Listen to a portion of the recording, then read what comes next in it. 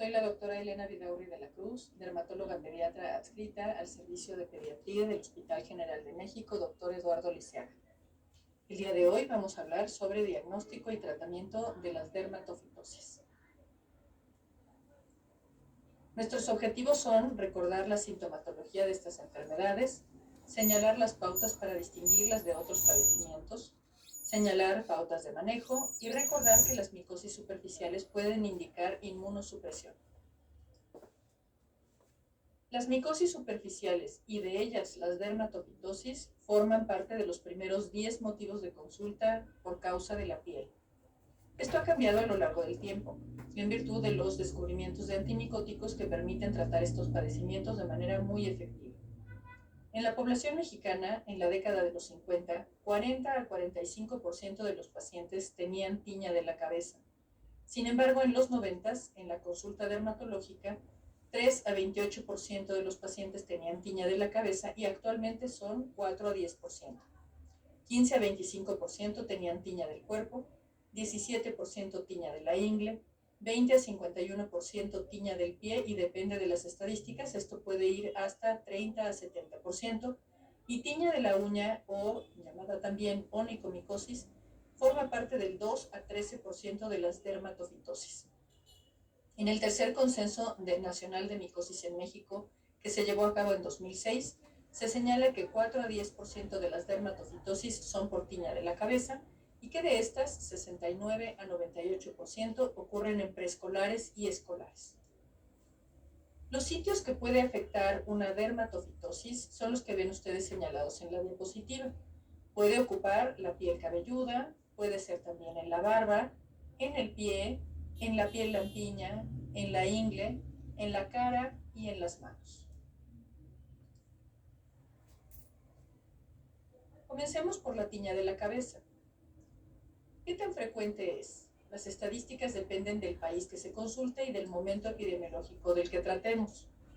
Es mucho más común en niños entre los 3 y los 7 años, sobre todo entre los 6 y los 10. En los adultos ocurren las mujeres perimenopáusicas o bien con inmunodepresión. En un estudio realizado en México de manera retrospectiva, en donde se abordaron 1,028 pacientes con tiña de la cabeza, solo 3% de los pacientes eran adultos y la prevalencia es 3 veces más en mujeres que en hombres.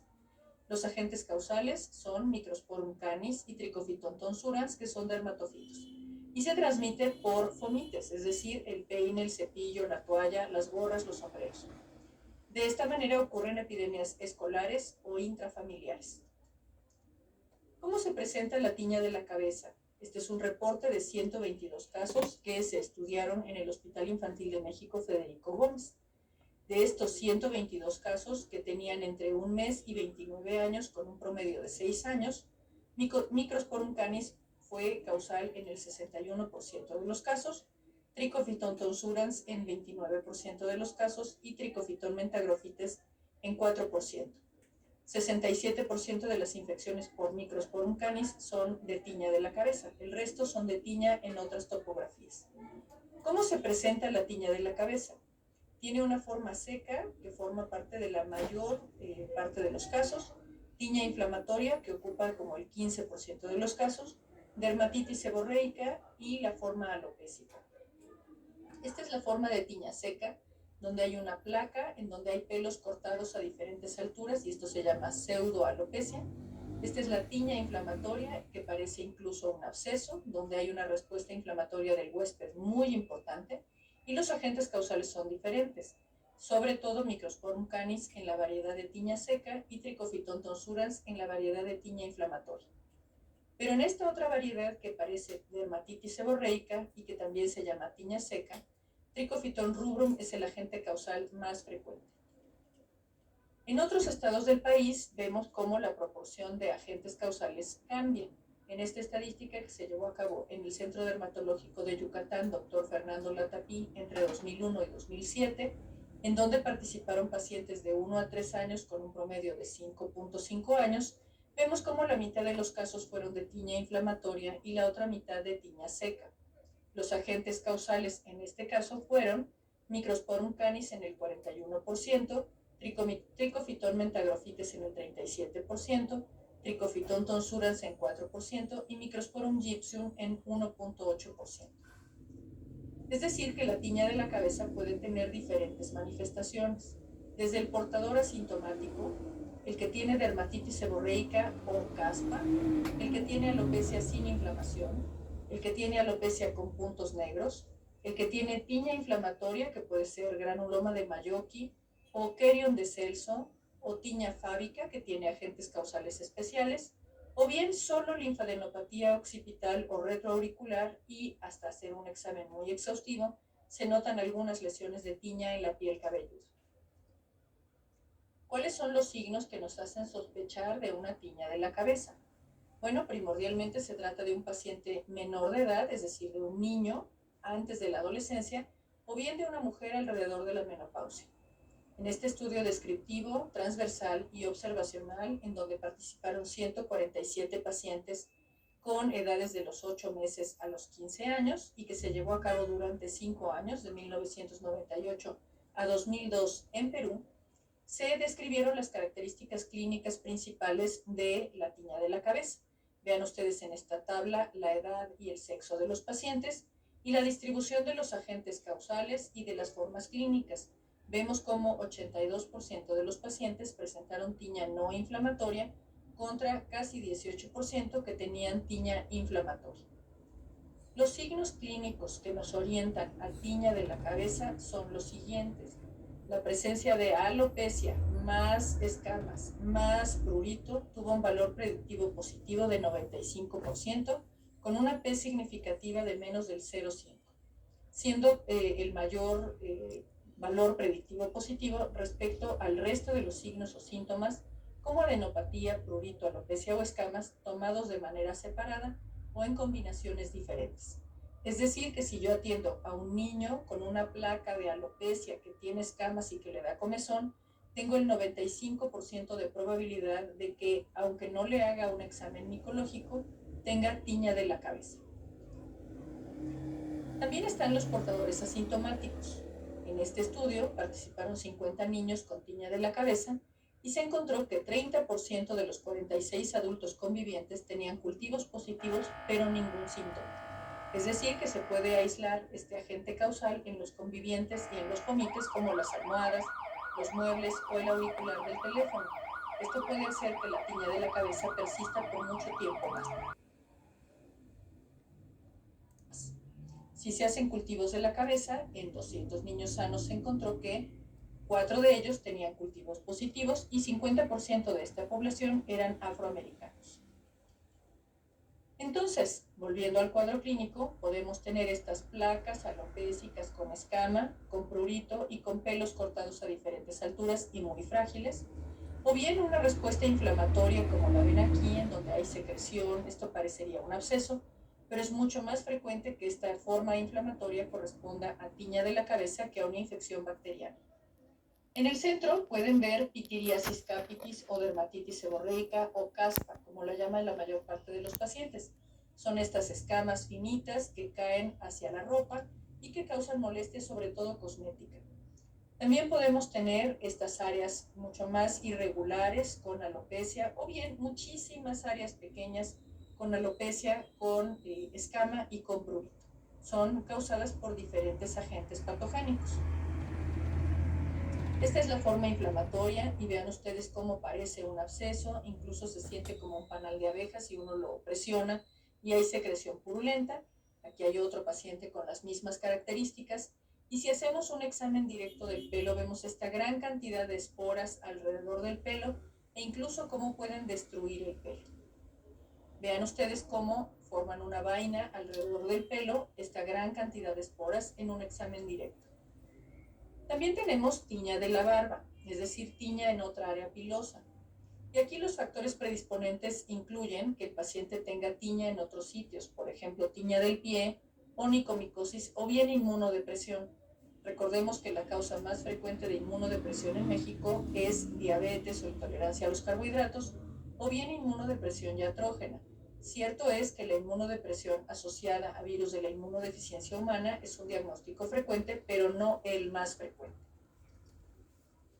Entonces, si yo encuentro tiña, en cualquier sitio, debo buscar tiña en otros sitios. Y para eso puedo auxiliarme de luz de Wood, que es esta lámpara de luz ultravioleta que se puede usar también para detectar algunos billetes falsos y que da una fluorescencia específica. También puedo buscar pelos rotos o puntos negros en diferentes partes de la piel cabelluda, o se puede realizar un examen directo con potasa en un portaobjetos. Se pasa sobre calor, una fuente de calor como un encendedor, unos minutos, y posteriormente se observa el microscopio. Y se puede realizar cultivo por diferentes métodos y esto se puede solicitar en el laboratorio de su preferencia. Pero el diagnóstico sobre todo es clínico. El diagnóstico diferencial de tiña de la cabeza incluye alopecia areata, que vean ustedes que son estas placas más o menos redondeadas, pero donde no hay nada de escama, donde no hay piel roja y donde no hay pelo, no es que esté cortado a diferentes alturas. También está la foliculitis decalvante, que es un proceso inflamatorio de la piel cabelluda, y otros padecimientos menos comunes que nos pueden dar fenómenos inflamatorios o secos en la piel cabelluda. También podría la piel cabelluda extraordinariamente seca, por ejemplo de la dermatitis atópica, presentar descamación muy fina. Para eso es necesario revisar el resto de la piel del paciente y observar si tiene áreas muy secas, por ejemplo, en las mejillas, alrededor de los párpados, en las fosas antecubital o en los huecos poplitos. Y la alopecia androgenética es esta que ven ustedes aquí. Es decir, hay pérdida del pelo, sobre todo en la línea media, pero también puede ser en las áreas frontoparietales o en el vértex.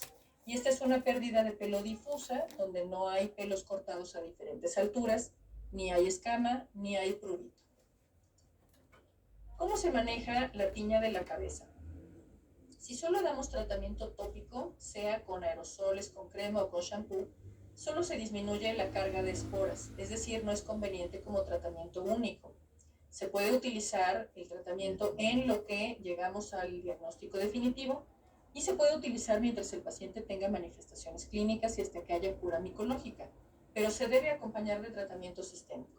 Y aquí se pueden utilizar shampoos con antimicóticos como ketoconazol.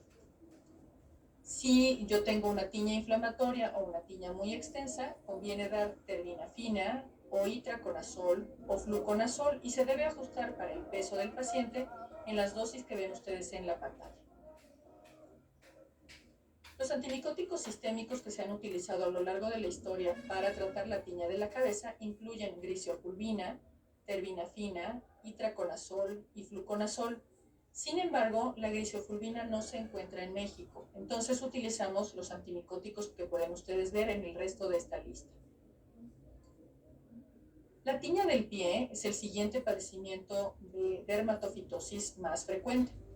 Y aquí está esta placa de tiña donde hay escama, eritema y borde activo. Esto del borde activo significa que ustedes ven mucho más inflamado el borde de esta lesión que el centro de la lesión.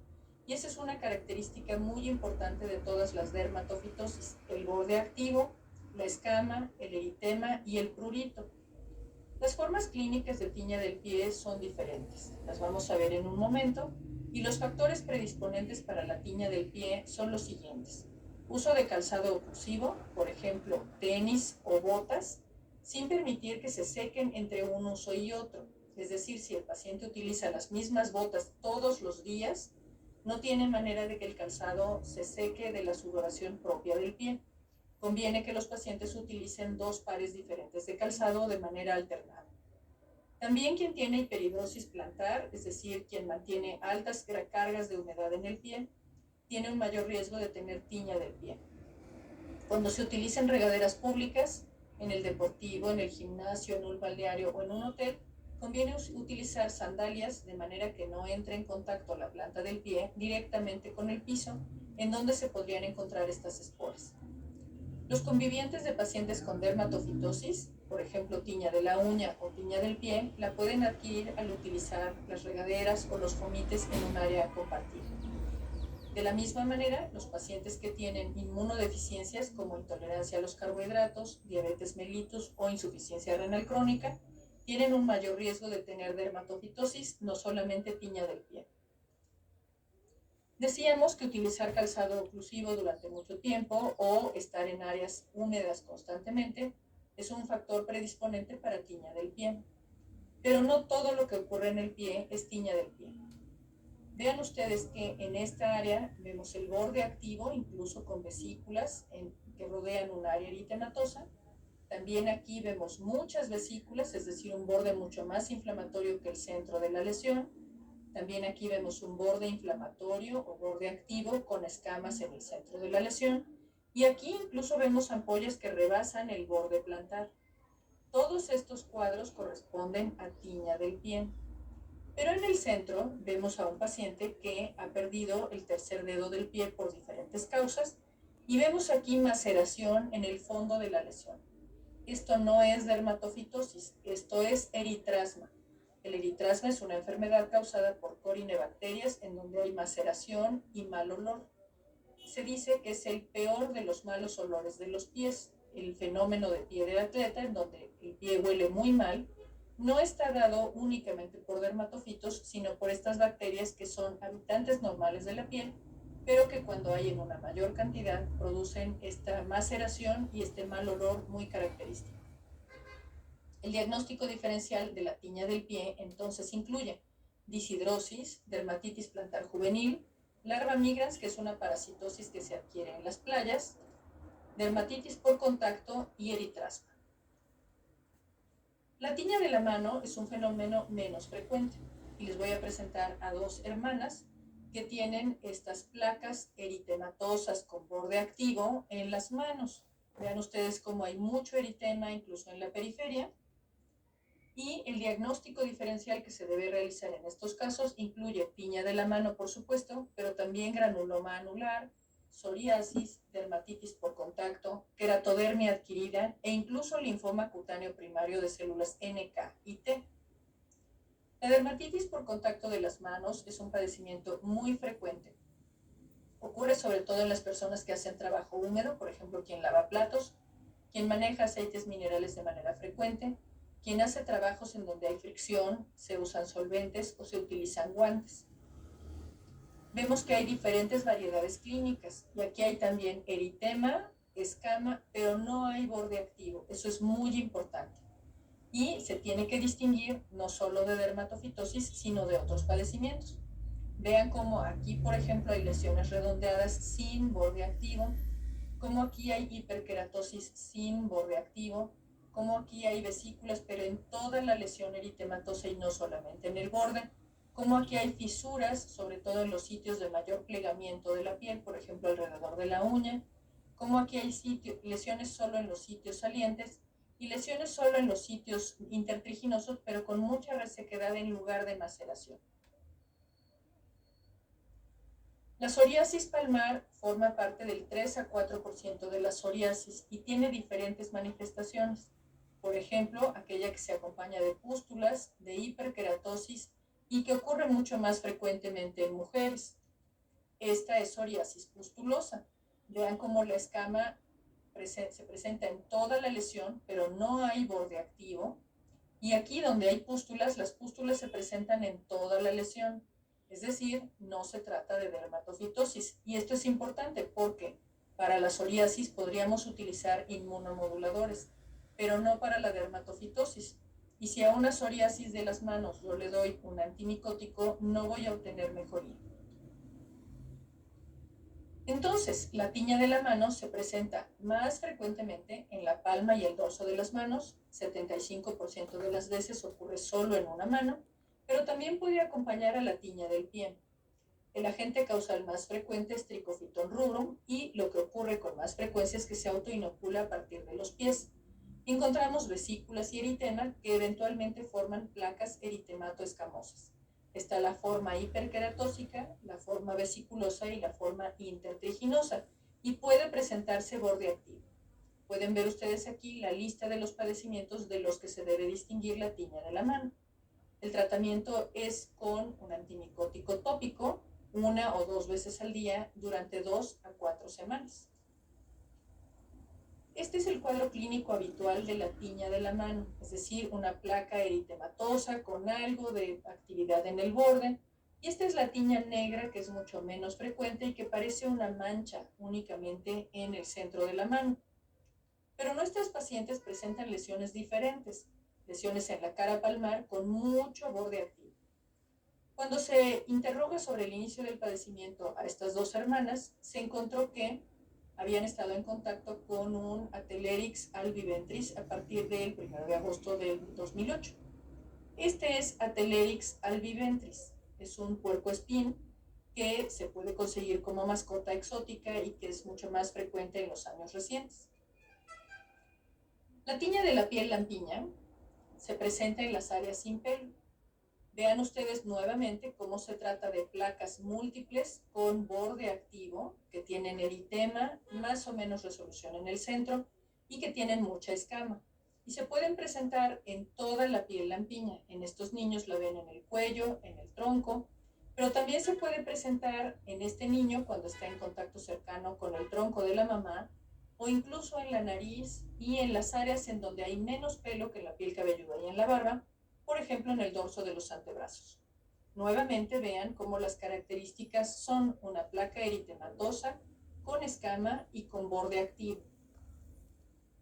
El diagnóstico diferencial de estas lesiones es incluso con enfermedades inmunológicas como lupus eritematoso discoide, granuloma anular, psoriasis, dermatitis por contacto y eritasma. La tiña incógnita es aquella que se presenta con lesiones mucho más discretas. Y vean ustedes, esta es la cara de una paciente que presenta aquí muy discretamente eritema en la periferia de esta placa. Es una placa muy extensa, se continúa aquí hacia la parte alrededor de la boca y sí está más activa que el centro de la lesión, pero apenas se distingue. Y esto ocurre porque esta paciente fue a la farmacia y el dependiente de la farmacia le prescribió una de estas pomadas que contienen un antimicótico, un corticoide y un antibiótico aminoglucósido. Este no es el tratamiento de la dermatofitosis. El diagnóstico diferencial de la tiña incógnita incluye lupus eritematoso discoide, granuloma anular, psoriasis, dermatitis por contacto y otras muchas enfermedades en virtud de que los signos clínicos son mucho más discretos. Entonces, ¿qué tan frecuente es la iatrogenia por este uso de tópicos polivalentes? En este estudio se evaluaron 20 millones de expedientes en los Estados Unidos a lo largo de 8 años para tratar de cuantificar la prescripción de una pomada que tiene un esteroide con un antimicótico, con el motivo de resolver la tiña del pie. Y se observó que a lo largo de estos años había entre 700 y 900 prescripciones anuales por pediatras, 200 a 400 por médicos familiares, menos de 100 por dermatólogos y 0 por dermatólogos pediatras. Se observó que la curación de la tiña con antimicótico era de 76%, contra solo 45% cuando se utilizó la combinación de esteroide y antimicótico. Y se observó en estos casos más efectos indeseables en todas las edades. Aquí está la gráfica en donde se observó esta prescripción por diferentes facultativos a lo largo de todos los años que se analizaron. La tiña de la ingle es otro padecimiento en donde participan los dermatofitos. Y vean nuevamente cómo están estas placas con borde activo, con eritema y escama. Y pueden afectar no solamente la ingle, como ven ustedes aquí, sino también el área perianal y la parte posterior de los muslos. Los factores predisponentes para esta tiña de la ingle incluyen uso de ropa de fibras sintéticas, hiperhidrosis de esas áreas, uso de fomites, convivencia con pacientes con dermatofitosis y de la misma manera intolerancia a los carbohidratos, diabetes mellitus e insuficiencia renal crónica. La historia que habitualmente ocurre en estos pacientes es que tienen tiña del pie y después del baño se secan primero los pies y luego con la misma toalla se secan el resto del cuerpo, comenzando por la ingle. De esta manera ellos mismos transportan las formas micóticas desde los pies hasta las ingles. El diagnóstico diferencial en estos pacientes incluye psoriasis, dermatitis por contacto y eritrasma. La onicomicosis es otra dermatofitosis en donde los hongos, que pueden ser geofílicos, zoofílicos o antropofílicos, invaden la uña desde el borde distal, es decir, desde aquí o desde aquí. Y hay diferentes formas clínicas. Está la distrófica total, como pueden ver en esta fotografía. Está la blanca lateral, o la distal con invasión proximal. A diferencia de estos casos, podemos ver en este paciente cómo la invasión del hongo no ocurre desde lo distal hacia lo proximal. Y eso ocurre porque este paciente tiene candidosis sistémica de diseminación hematógena.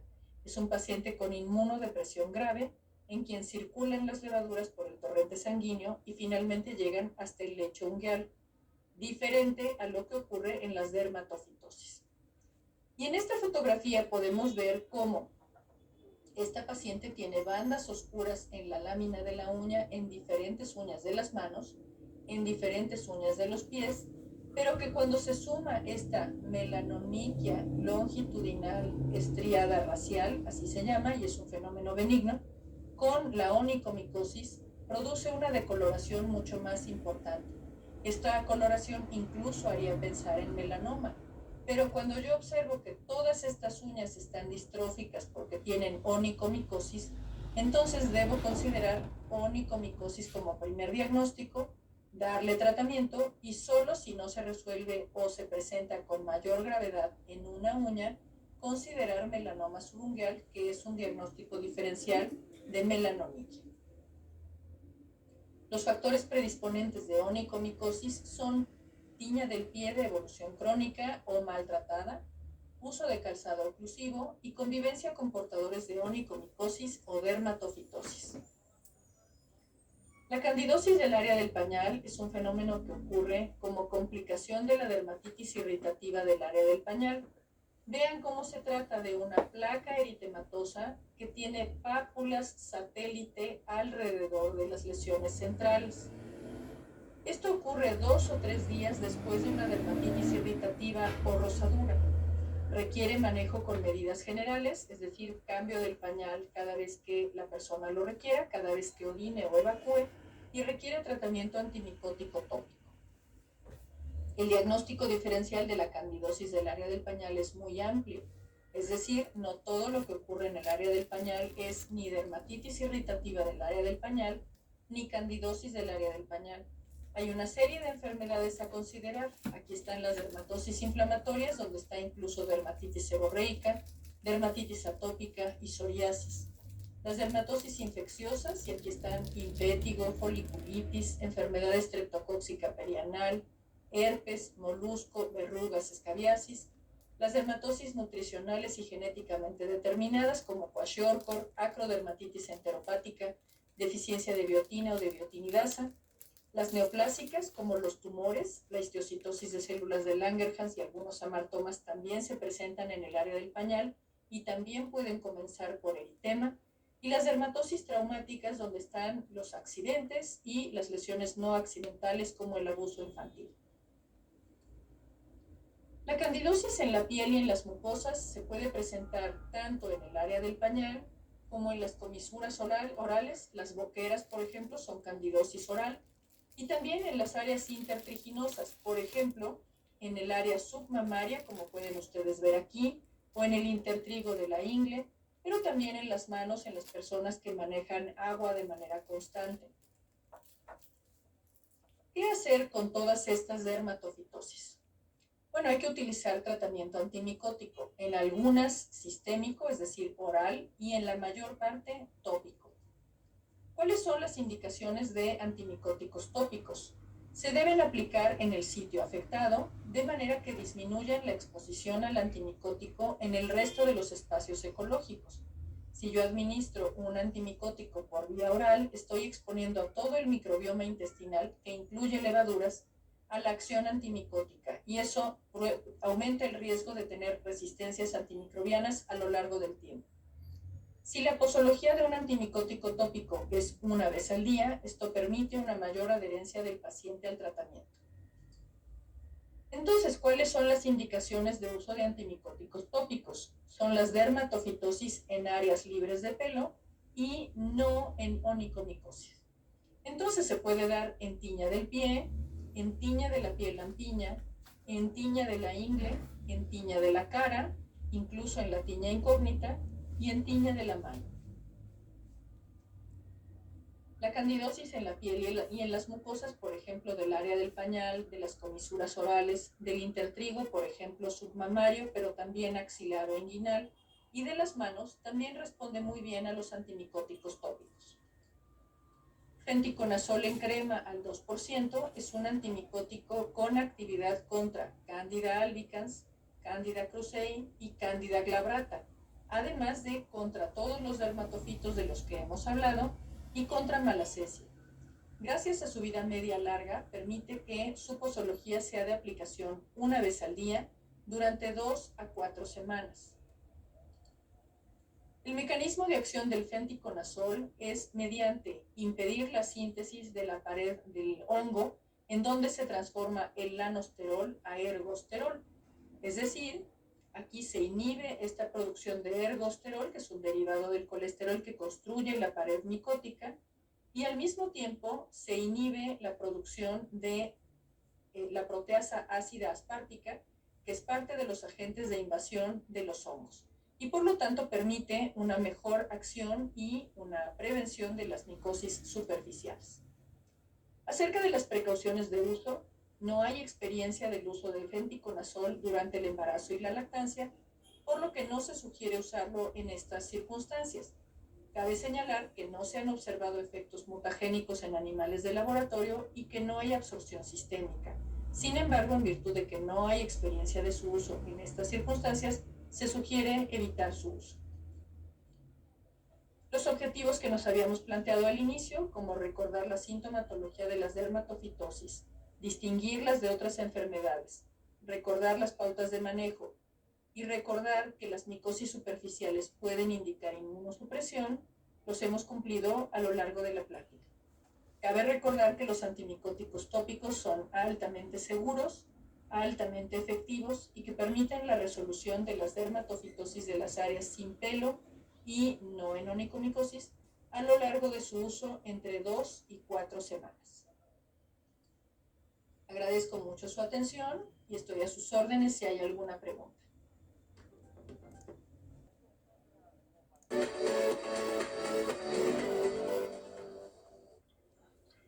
¿Qué tal? Ya estamos aquí en esta sección de preguntas y respuestas y ya está aquí con nosotros la doctora Elena Vidal desde la Cruz. ¿Qué tal, doctora? ¿Cómo está usted? Hola, doctor Vidal, buenos días. Muchas gracias por la invitación a participar en este curso de autorización para el médico de primer contacto. Al contrario, doctora, le agradecemos mucho su presencia el día de hoy. Doctora, pues ya hay actividad en el chat y están surgiendo ya algunas preguntas de parte de los médicos que nos acompañan el día de hoy. Y bueno, daremos inicio a mencionarle algunas de ellas. Doctora, nos preguntan,